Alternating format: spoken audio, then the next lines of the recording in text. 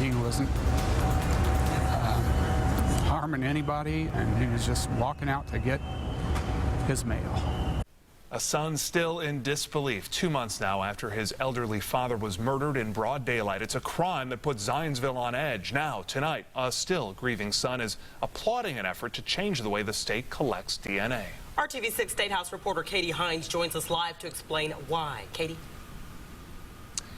Jason and Erica, Neil Clements tells me that he is relieved to see the man accused of killing his father is behind bars. The key piece of evidence that landed him there is DNA, but it was DNA collected in another state, and that's why Clements and a group of state lawmakers is pushing for this, what they believe would make that more readily available. A father of 3 and grandfather of 5 attacked while checking the mail. John Clements was shot and killed in his own driveway. The crime, which police later determined to be random, happened during the lunch hour on Clements' 82nd birthday. It shook this quiet Zionsville neighborhood, and it devastated a family. We're doing better. We're working through it. Neil Clements says his dad spent the final days of his life caring for his wife with Alzheimer's. He loved my mom, and he loved his kids and his grandkids.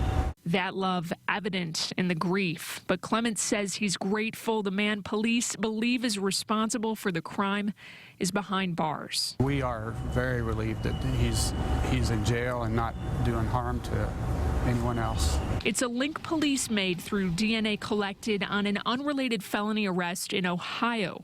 Now, with his father's murder at the forefront, there's a renewed push to require everyone who's arrested for a felony to submit a DNA sample in Indiana.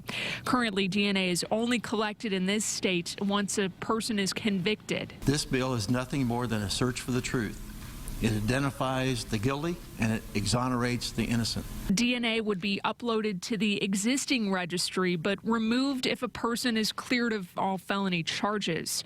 It's a change Clements hopes could prevent other families from experiencing the same heartbreak. And I don't want anybody else to have to go through this. And this isn't the first time that state lawmakers have proposed this change in state law regarding the collection of DNA. Now, we are told, though, that there are still several questions at this point, one of them being cost. We've heard in terms of cost to maintain a database to enter these new samples in the database somewhere around $500,000, but it's unclear if that would be per year or per 6 months. Additionally, whether any additional staff would have to be hired in order to maintain all of these samples. So answers that we expect to learn more about when lawmakers return here next month. Reporting live tonight, Katie Hines, RTV6. Katie, thank you. And we wanted to know how many states are already doing this. 14 states authorized the collection of DNA from people arrested for felonies. That includes Wisconsin and Ohio. Another 15 states, including Illinois, collect DNA samples from people arrested for certain felonies. That's according to a report from the National Conference of State Legislatures.